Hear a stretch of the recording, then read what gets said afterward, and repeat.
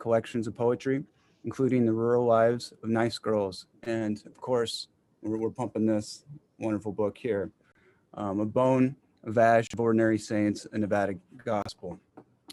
In 2015, she was appointed Reno's first poet laureate. In 2016, she was inducted into the Nevada Writers Hall of Fame. And in 2017, she was selected as Nevada's Outstanding Teacher in the Humanities. It's been an absolute pleasure working with you, Gailmarie, on this book. It turned out so great. I love it. And I hope if those listening, if you get a chance, if you don't have the book, please check it out. It's fantastic. So without further ado, here's Gailmarie Pahmeier. Yay. Thank you, Chad. That is so sweet. Also, Chad and Bonnie, if you could sort of watch the chat, yeah, that would help me, because again, I get kind of distracted on that. Yeah, we'll keep an eye on it for you. Okay, I'm not very sophisticated with all of this, but I'll do my best. Well, anyway, I'm delighted to be here. And thank you, Chad and Bonnie, for hosting me. And I often think that when I give a reading that, I'm going to put it on gallery so I can see you. I often think I kind of need an umbrella theme. What is my theme for this particular reading? And I decided that what I'm going to do for a little while here is I'm primarily going to read what I consider to be love poems. And so we're talking about love of place, love of family, love of community, love of the essence of beauty. And then, of course, the love of baseball, all right, which is truly one of my great loves. And if you don't know this, today is the first day of spring training. So I am in a very, very happy place today, and because it represents newness and possibility to me. And so I'm going to start today with going back to a couple older poems, and one is really pretty old. And the reason I'm reading this poem, and it's from this book called The House on Break-a-Heart Road, is that the first Zoom, I'm still not good at this, but my first Zoom reading was the first week of October, last October. And on October 2nd, the great Bob Gibson passed away. And that was just a very hard day for me. He was always my very, very favorite baseball player, pitcher particularly. And I'm a member of Cardinal Nation. I'm a lifelong rabid Cardinals fan. So I decided that I have a poem that references Bob Gibson. And I decided that until I get back to Busch Stadium, where I can touch his amazing statue and honor him in some reverent way in person, that I'm going to start every Zoom reading with this poem about kind of about Bob Gibson. And so if you hear me on another Zoom say in the next few months, you can skip the first 5 minutes because it'll be this poem. Okay, but anyway, here's the poem. It's called Emma Remembers Something of the World Series. Game 7, October 12th, 1967. St. Louis 7, Boston 2. She remembers the schoolboy's envy, how her father's worn hand wrapped her own, maneuvered her through moat-filled halls, swallowed in possibility and hope. She remembers her legs, how she'd pluck them off the plastic car seats, how the hot, thick air rolled against her face, how his cigarettes left her rich and dizzy. She remembers the dusty smell of peanuts, how the old man selling them on the street winked, said, "Lucky doll," told her father, "Eats is getting outrageous inside." She remembers the sweet, wet smell of men in suits, how they stood and shook their arms, how someone spilled something on her father's shoe. Raise your hand for the soda pop man. Emma remembers her father never said, "Girl, you'll remember this all of your life." But she remembers he leaned into her again and again, pointed out players, how he touched her and taught her the language of baseball. Say walk, say everyday 8, say bat handle blooper, say crossover pivot, say Bob Gibson, say father, say daughter. So that's a little baseball moment for you, and my tribute poem to Bob Gibson, and also to my thankfully still with us father, but about 90 years old and ailing, and of course I have not been able to see him for many months. So that's another thing that I'm hoping that we will be able to return to. All right, visits with those that we love. And you know, one of the things that I truly love, and this feeds into the new book, is my state. Okay, I really love being a Nevadan. I asked about Missouri, or what I grew up saying Missouri. I asked that question because I'm originally from the Ozarks outside Joplin, and I grew up in St. Louis, but I left that place at 18. So when people say, you know, what the hell is going on with Josh Hawley? I say, I don't know. Okay. I haven't lived there since I was 18 years old. I have lived the majority of my life in Nevada, and I consider it my place. And I think you can't be a Nevadan of a certain age without either loving or knowing the movie The Misfits. And that was, it plays into the book. That was the last completed film for Marilyn Monroe and Clark Gable. And it was also, it was filmed in the desert here, and also in Reno. And it was also filmed while Marilyn Monroe and Arthur Miller's marriage was really falling apart. And do y'all trust me to try this screen share? Okay, let me see if I can do it. All right, let's see. I wanted to show you this image. This hangs in my home office here. This is a Eve Arnold print from the set of The Misfits. And this is Marilyn Monroe, who was really not in good shape, okay, during the filming of The Misfits. And this is a photograph of her in the Black Rock Desert, struggling to learn her lines, because this was the most serious and dramatic role that she had ever been offered. And I look at this when I sit to write, when I sit to work, because it reminds me that some of the things we take for granted, like beauty in humans and in landscape, is really hard. Okay, these things are really hard, and writing, all of this is really hard, but we wouldn't do it if it didn't matter to us.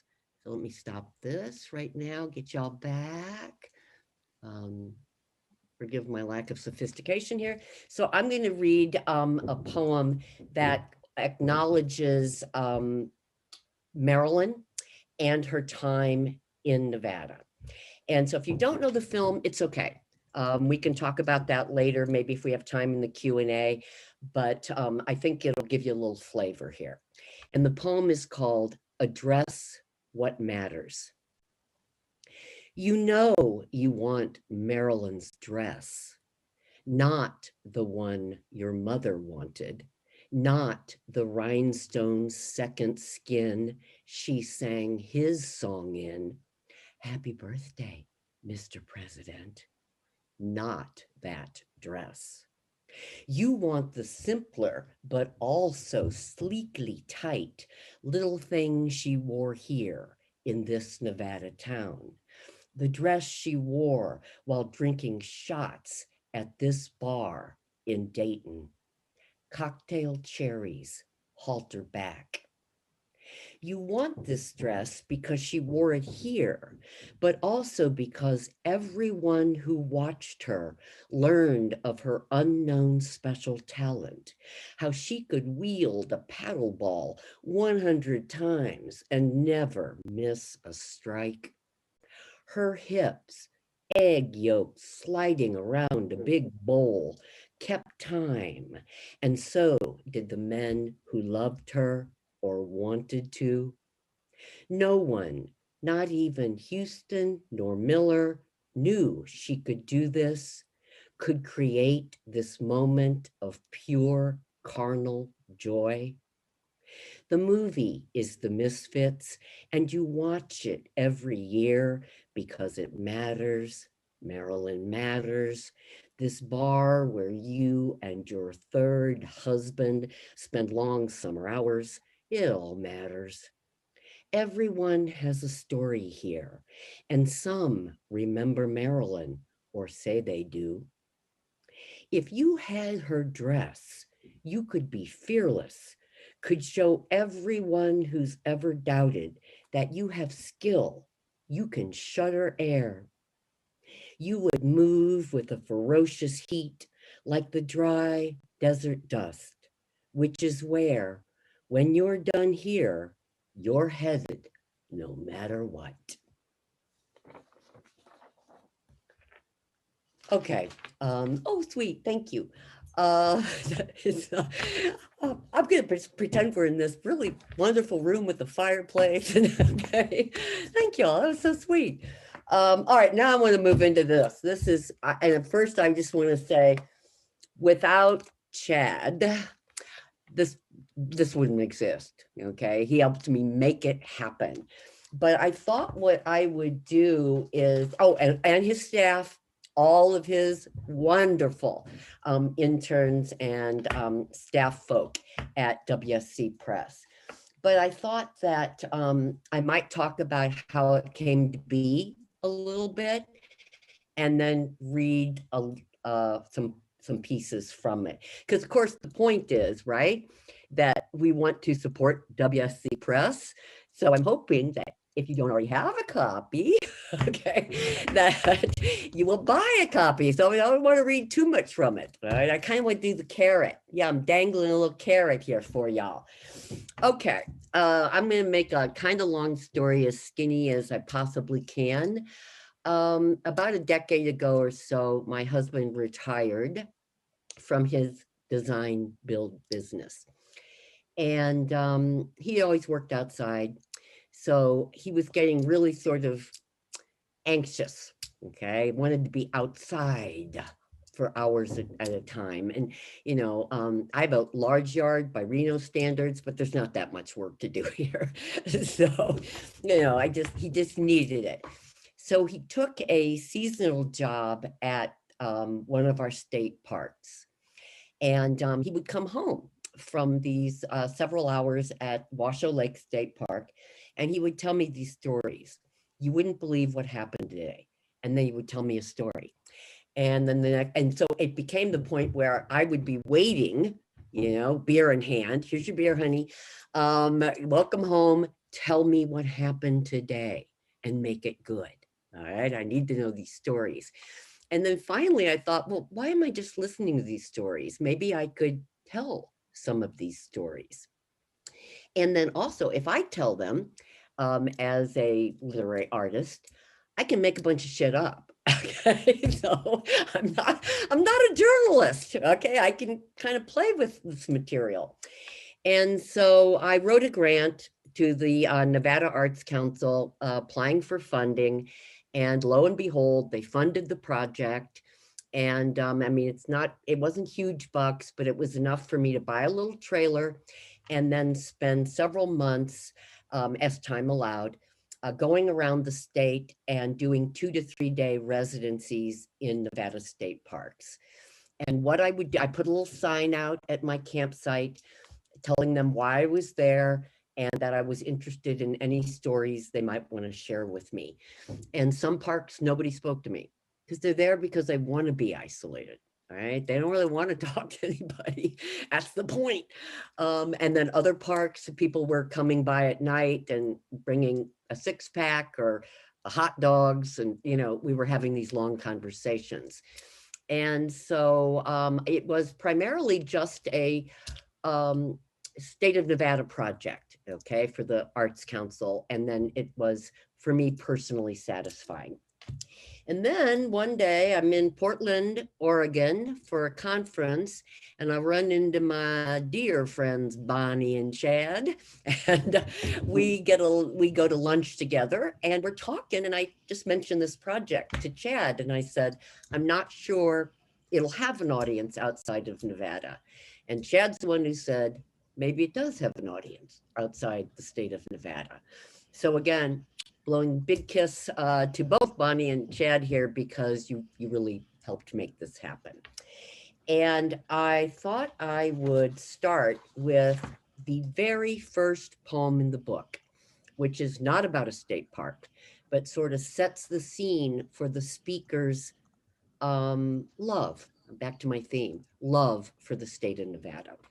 And it's called First Saint Sighting, Las Vegas, 1969.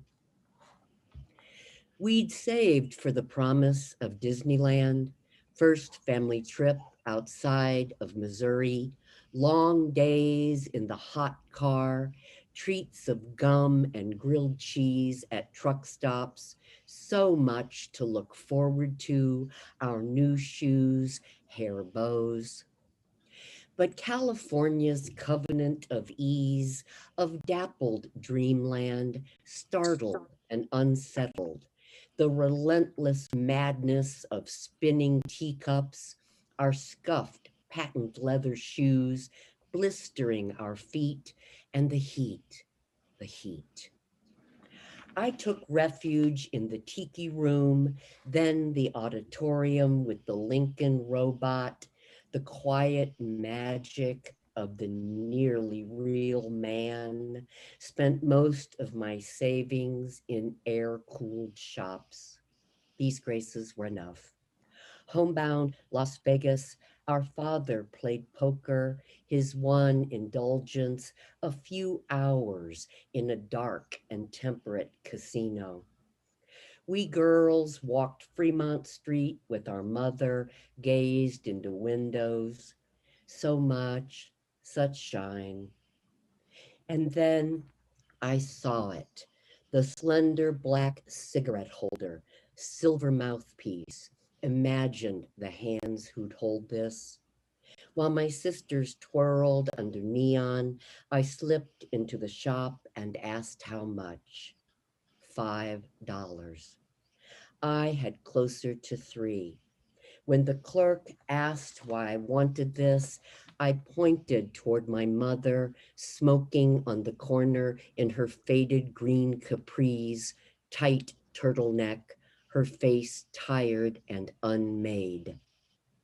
The clerk reached into the window, pulled the holder from its dusty display stand. Our hands touched. Close enough, she said. Okay. And I think that, and it's based on a true story, that mattered to me because it showed the kindness of strangers. Right? Always depended on the kindness of strangers. He was alone, so he invited me to sit with him at the lunch table. Oops. All right.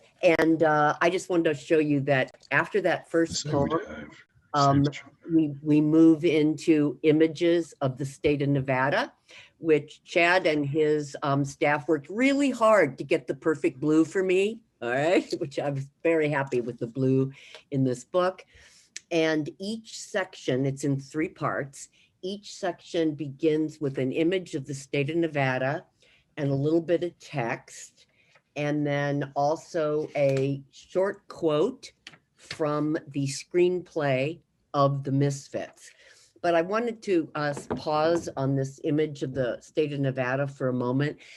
Silver and blue are our colors. Okay, so we're the silver state, so silver and blue. And then the text runs right through the middle of the state here.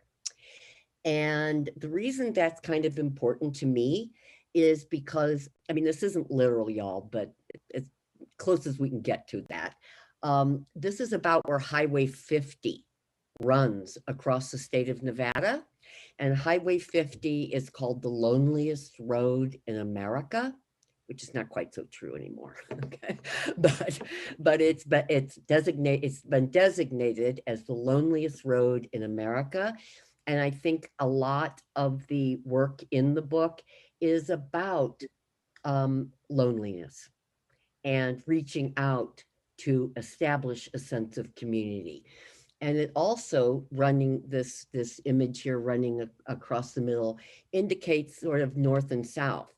And anyone who's spent any time in Nevada might realize that we have a real north-south division. I'm trying to be gracious. I'm trying to be nice here. Okay. I mean, I forget sometimes when I go to Las Vegas, I'm like, where am I?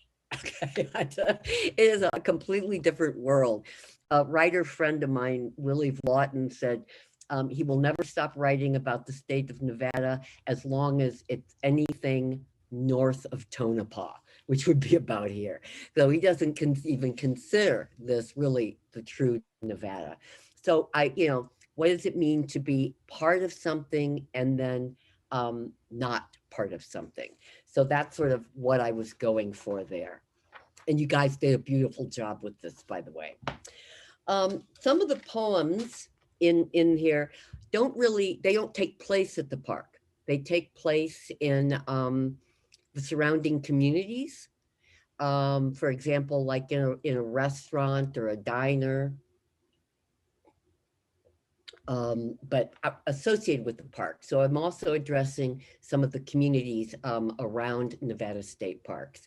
So I thought I'd take you to, again, because I just took you a minute ago to Dayton, Nevada, I'm going to take you again to Dayton, Nevada. And this is called Roadrunner Cafe, Dayton, Nevada. Day after Thanksgiving, your friends gone home, the leftovers left behind, pecan and sweet potato pies given to the ranger. He's grateful for these treats, his holiday dinner eaten alone, your invitation declined. He lives all year in the park, has a spot under the oldest cottonwood. You ask about breakfast, and he recommends the Roadrunner, thick bacon, fresh eggs. The waitress has her arms full of platters, eggs in all their glories, bouquet of sausage and the promised bacon, wedges of orange, sprigs of parsley, and more potatoes. You will thank the ranger for this place, for its dusty leatherette booths, its music. When the waitress brings your order, she's swaying along to Steve Miller. Really love your peaches, wanna shake your tree. You too love this song. Remember being 17, the urgent crossing of state lines, the sweetest boy beside you, how you both sang this dozens of times, ate eggs and white toast at truck stops. Your bare feet resting on his thighs, the booth your private place, chapel of possibility.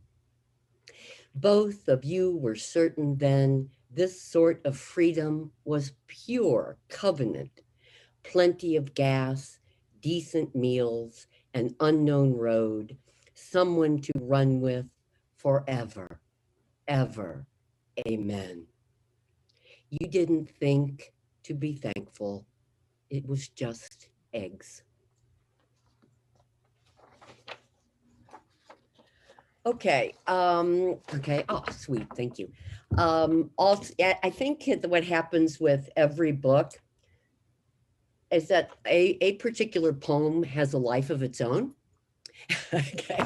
It becomes the poem that anthologists asked you for, or people requested a reading. And sometimes it's not the poem you think it's going to be. You think, well, this is my favorite poem. So whenever I give a reading, I'm going to read this particular poem. And then the request will be for something quite other. And there is a poem in this collection that kind of has a life of its own already. And it's right in the middle of the text. It begins part 2 of the collection. And the quote from the Misfits is by the character Isabel Steers. And the quote is, "One thing about this town, it's always full of interesting strangers." Okay, which I just think is a wonderful line. The poem is called "Where Do You Go from Tonopah?" And what happened recently is the Nevada has a Hall of Fame, and we have an annual ceremony, the Nevada Writers Hall of Fame. And we induct writers into the Hall of Fame and also award something called the Silver Pen Award for emerging or mid-career writers. And this year, of course, it was virtual, like everything is. I got a call from the people who were putting it together, and they said they wanted to have a poem represented in the program that several of Nevada's honored writers could read a line or two from, and that after they looked around, they decided they wanted this poem. Where do you go from Tonopah? So I think we're gonna, it's about, well, it would take me about 2.5 minutes to read. It takes them about 2.5 minutes to read. And it's, I go back and forth between loving it and thinking it's totally a creepy thing.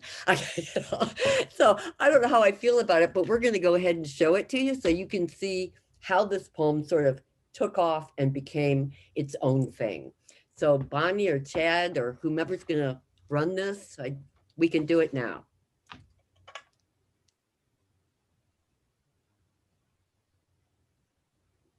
Can you see it okay? I can. Okay, here we go then. By Gailmarie Pahmeier. Because the Mizpah Hotel has clawfoot tubs, this is where you stop. The place has its own ghost. A good story about the lady in red. It said she was murdered here, discovered by her husband in the arms of her young love.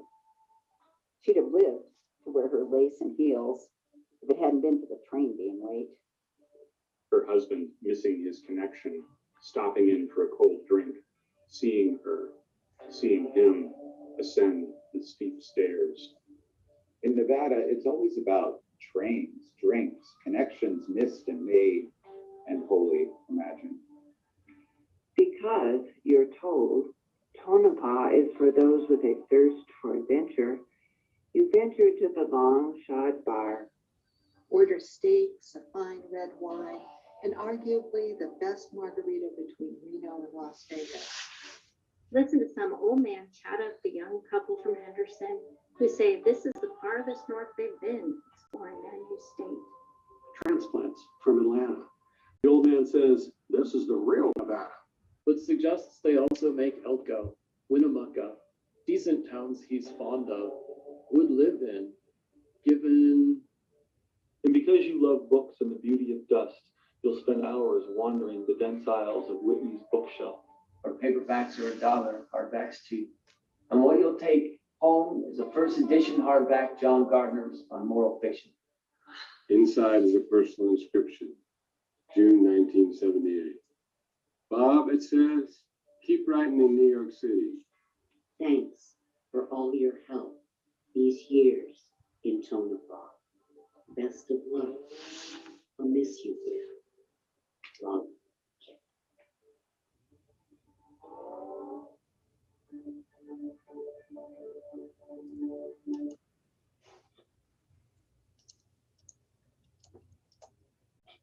Okay, thank you, Bonnie. Okay, thank you for doing that for me. I hope you could hear it okay.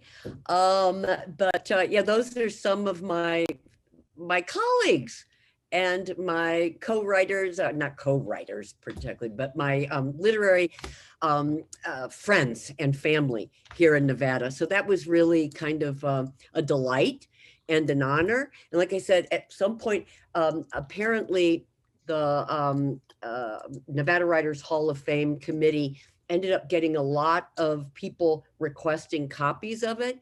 And they said things like it was moody. They liked it because it was moody, which I guess is a compliment. I don't know. It was moody and truly Nevada, which I thought was kind of interesting.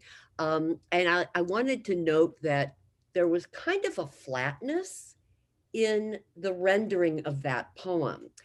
And that was a challenge for me throughout the book, because what I was trying to do is represent the landscape and the people I encountered on this landscape with language that did not embellish or wasn't hyperbolic in any way.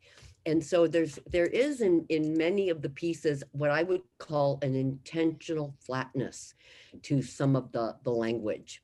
And I did have one of my blurb writers on the back, it's Willie Lawton, and he was one of the readers in that short video.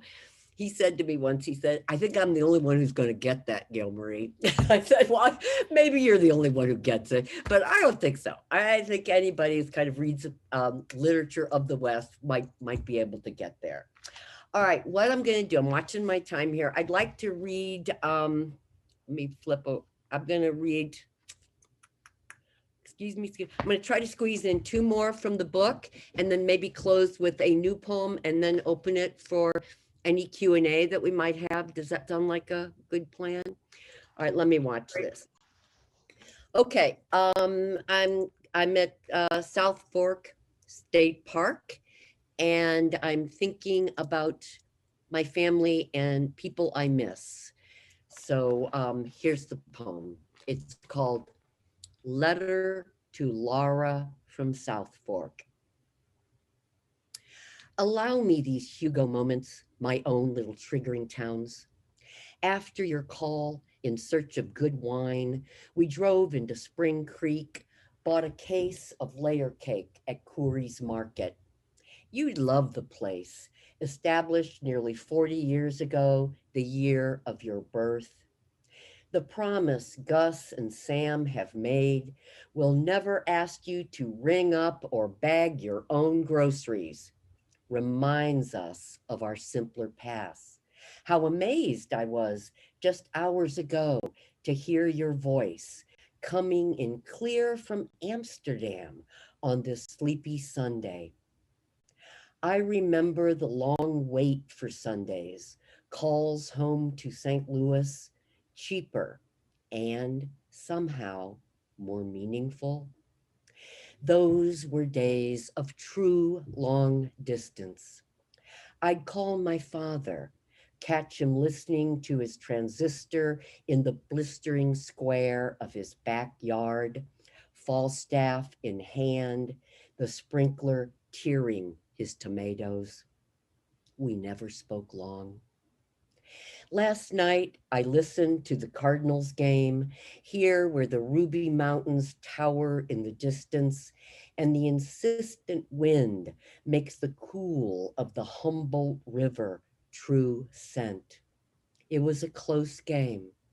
I should have called my father, but the distance is long, still. Did I tell you we bought carnations at Coorey's Market? Spread some ashes before we drank a bottle of the wine, toasted you and your own adventure.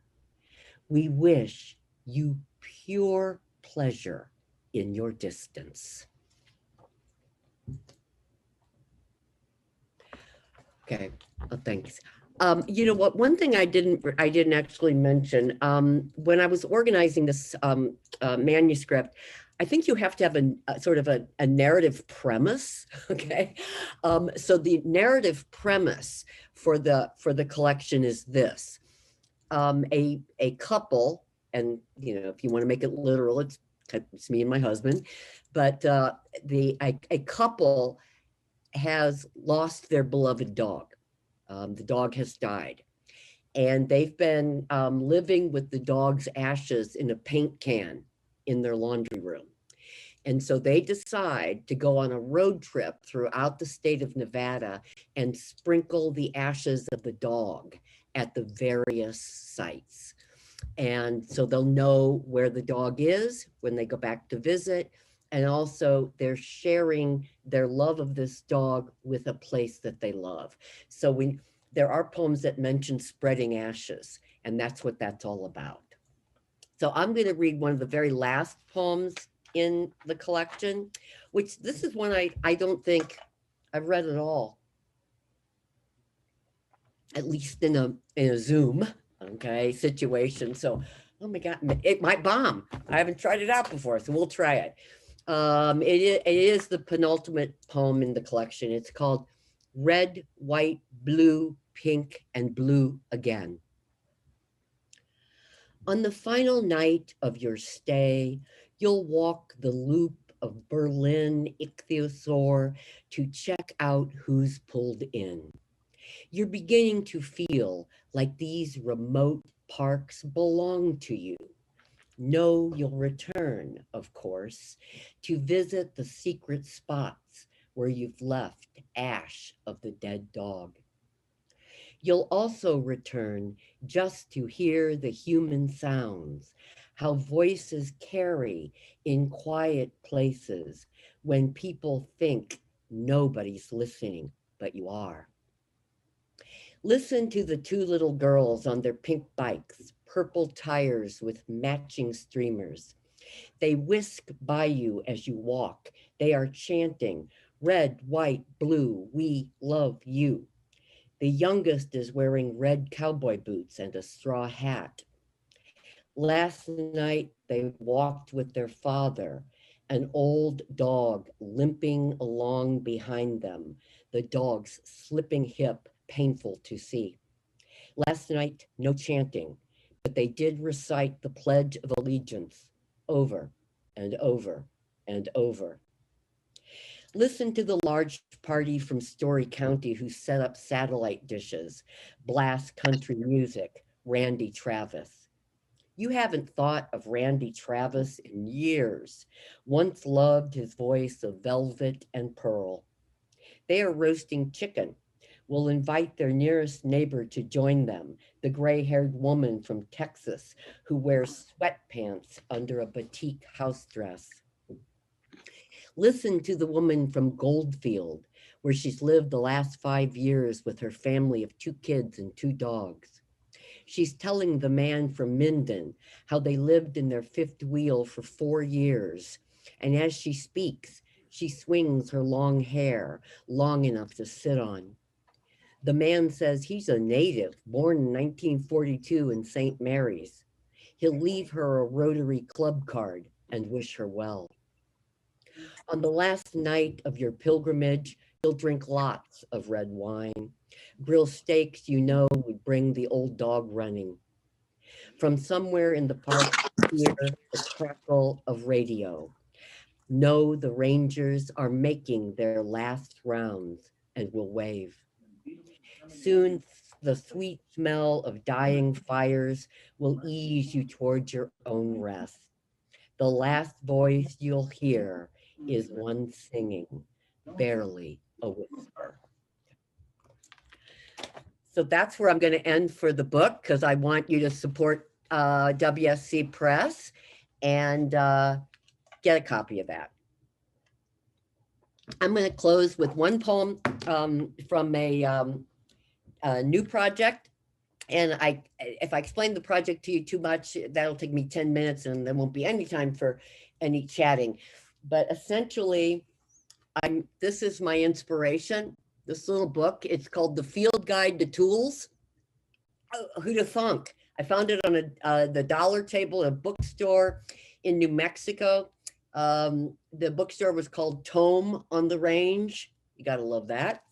And I told my husband, if you buy that, it was on the dollar table. If you buy that for me, I'll get poems out of it. He was very skeptical. And so I got to prove I can do this, right?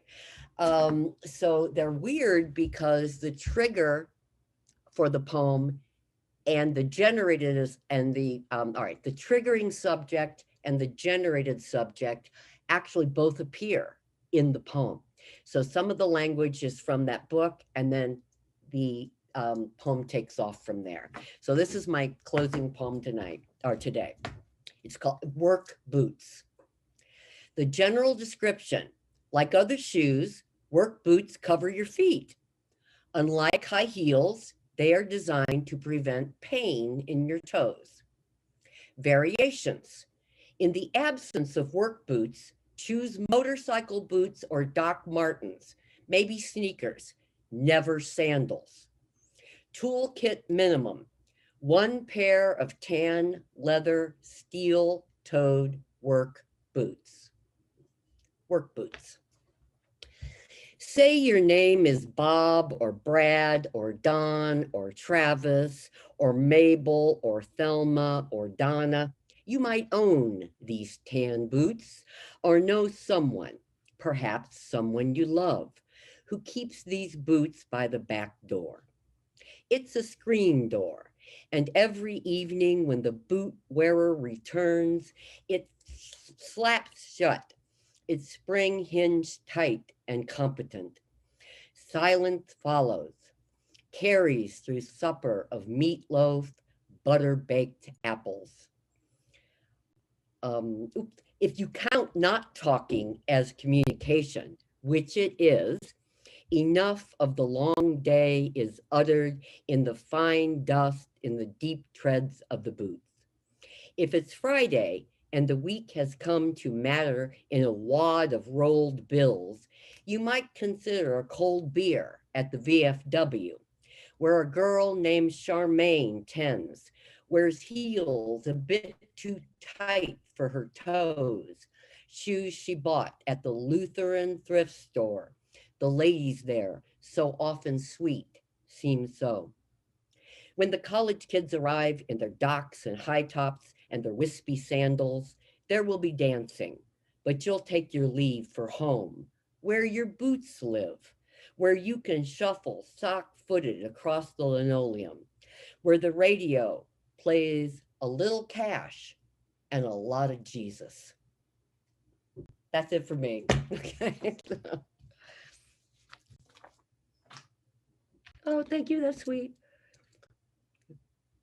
So I'm turning it back over to Bonnie and Chad, I guess, or anybody. That was fabulous.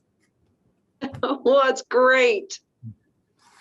I don't know if we have very much in the chat room, but I can chat. So can I. So can I have a question for her as well? Okay, go ahead, Bonnie. I'll answer your question if I can. Maybe I can get them started, huh? So I can't imagine how many poems you have scrolled on paper and napkins and all sorts of things throughout your life, and Word documents and word processors and all sorts of things. Do you have one poem that stands out to you? And if so, why? Why did it make such a strong impact on you? Okay, oh my gosh, that is really a difficult question. Well, if I had to answer it immediately today, I would say it was the World Series Bob Gibson poem, only because it matters to me so much. And then also it's kind of also a tribute to my father introducing me to the love of baseball. and that, you know, there are these little things that you do carry throughout your life that perhaps at the moment of experiencing don't seem that they will have that sort of impact. But oh boy, I don't know. There's another poem in that book, Break a Heart, that it's called, what is it called? When You Love Someone for a Long Time. And my friend, and many of you know him because he's been at WSC before, Dave Lee, the poet Dave Lee, has read that poem for me. I mean, I wasn't there, but he's read it in 44 different states. So it kind of has its own life now. And I think that's and of course, he doesn't read it anyway. It sounds like a very different poem, right, when he reads it. Because I have actually asked him when I've been with him before, well, I want you to read it to me so I can hear it in your voice. I don't know. That's a toughie. I think you answered it. Okay. You did good. Thank you. But you know what? If you ask me again, like next week, I'm going to say something completely different. Let's see here. Ooh, I have one person here who's wondering, what was one poem you had a hard time writing and why? From the book, maybe? Oh, I can tell you exactly which one. From the book, actually there are two, but I'll just pick this one. From the book, it would be, if anybody has the book, it would be page 60, Shady Motel, Caliente, and actually it's Caliente in Nevada, because they busted me constantly when I was saying Caliente. No, Caliente. Shady Motel, Caliente, Nevada, because it it references Warren Jeffs, who was, imprisoned for essentially pedophilia and abusing young women in his sect by marrying 12-year-olds off to 40, 50, 60, 70-year-old men. So that was tough. But I felt like I had to include it. And because Caliente it's so beautiful. It is stunningly beautiful, but there is something that just hovers over that little town, and you can really sense it in the air that something not so pretty has happened here. And so that was tough for me to do, I think. Thank you. There's another question here. How has the pandemic changed your view of or relationship to the land? Okay, well, wow, I love that question. Well, it's changed it dramatically because I don't go anywhere. Okay. I really go nowhere. I mean, well, I have an autoimmune condition, so I have to be particularly cautious. I'll get my first shot tomorrow, so I'm nervous as hell about it, but I'm also kind of, I want this to happen. I'm excited about it too. So I've really been isolated. And I'll tell you what, at the beginning of the shutdown, I thought it was the coolest thing ever because, self-isolation is one of my superpowers. I mean, I remember one sabbatical, my husband made a rule that said every 5 days I had to leave the house because I was just so happy being in my own space and reading and writing on my own time and eating when I wanted to. But I'll tell you what, that's fun for a while. And then, of course, even people who are, adept at self-isolating, it becomes so difficult. So I really, except for, we went to we have a cabin in the mountains. So it's about a 2.5 hour drive from Reno, up at 8,200 feet elevation. So it's really up there and isolated and off grid. And I went a couple of times in the fall up there. And it was like being in I'd forgotten what it was like, to be sort of like out where I could just walk around. I mean, we have 40 acres, so there's nobody around, where I could just walk around and be unmasked and play with my dogs. But yeah, it's been really hard. It's been really hard. I want to get back out. I'm just so eager to get back out. I actually did have my husband set up the trailer, which is parked on the other side of our house here, and put out some chairs and like so I just wanted to sit in my trailer, even in my own yard, because I missed going out in it. And I had friends who made fun of this project at first when I applied for the funding. Not the book. Everybody loves the book. And again, thank you, WSC Press. But they were teasing me about the project because they said, Gailmarie, you could have written a project and gone to Paris. And I said, I don't want to go to Paris. I want to go to Nevada State Parks. Okay. That's kind of where my heart is. That's where I want to go. And they just thought, oh my God, this woman is a nutcase. But I really want to get back out there. I'm really looking forward to doing that. Okay. And there are so many that I want to return to. And I did not go to every state park. I just could. I had to finish the project within 2 years, the actual research, I guess you would call it, going out to the parks. And, with teaching and other obligations, I couldn't get to all 22, but I got to a sampling of them from north, south, east, west throughout the state. But yeah, and I'm just like, I don't know. I guess I'm paler because I'm not out in the sun. I don't know.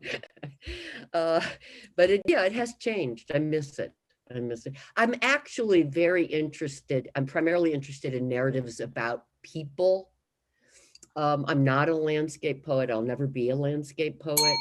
But getting out into the communities and listening to people talk is important to me. So, does that help? Yeah, that's good.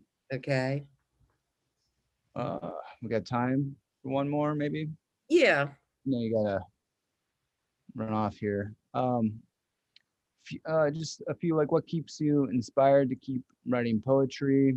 Another one's asking about writer's block. Maybe just talking about writing. I know I got some students on here. They always want to know any advice. Okay. Well, I don't believe in writer's block, but I believe in my innate sloth. Okay. So, I mean, sometimes writer's block is just saying, well, I'm lazy, or I don't want to do this. I'd rather be watching an episode of Columbo, and I have made those choices, I will confess. But I also believe that if you're whatever you're doing, as long as you have a pencil and paper in your hand at the same time, you are sort of working. So even if I'm watching, I'm just throwing Columbo out here, but even if I'm watching an episode of Columbo, if there's some bizarre line and I write it down, or it helps me think about something, because Columbo is a series about the working class versus the elite, if you really analyze it. And I'm interested in issues of class. So I might take a little note there. Whew, that was a hard work day. Okay. It's like that was kind of it. But there's just too much to inspire us, and there are so many good books. My class this semester is using this one. I don't know, Poet's Companion. I love this book. We're using that. Oh, I love it. I love Kim and Dorian, and I love this book. And there are Chad, about 100 different exercises in there. I haven't even done them all. And, and I've used the book since it first came out. So I always think there are places to go to get that. Why do I continue to write poetry as opposed to other genres? That's really a very long story, because I did start as a fiction writer, so I won't tell you the full story, but I will say, I like little tight gems of beauty.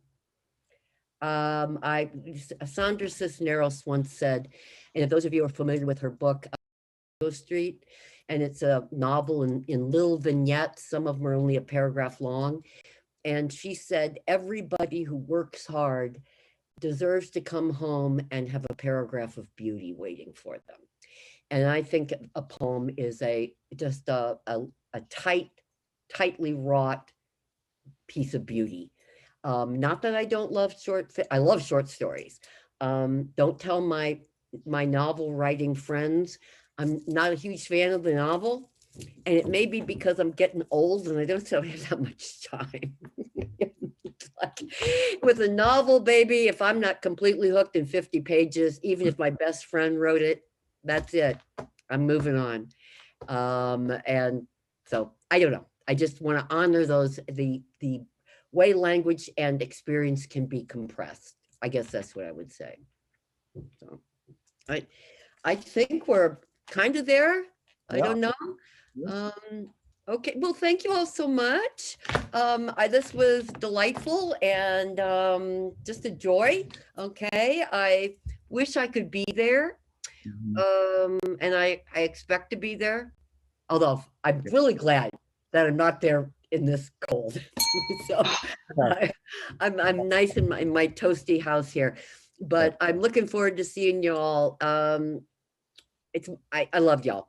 I just think you have a very special community, and I'm honored to be kind of the gray-headed stepchild, all right, of your community. So thank you so much. And thank you, Chad. Thank you, Bonnie. Thank you, WSC Press. So love y'all. And I have to teach a class, so I'm going to get off here, but I'll talk to Bonnie and Chad maybe soon, and we can try to get together somehow. And anybody really, maybe we'll have a Zoom party some Saturday afternoon when we don't have to work. Goodbye, y'all. Thank you so much. Bye. Bye. Thank you, Gailmarie. Thank you, Bonnie. Thank you, Chad. Bye, everybody. Bye. There she goes. There she goes. Yes, to teach. All right. Well, looks like everybody enjoyed the reading. Lots of thank yous out there. She will see those. Yeah. Thank you, everyone.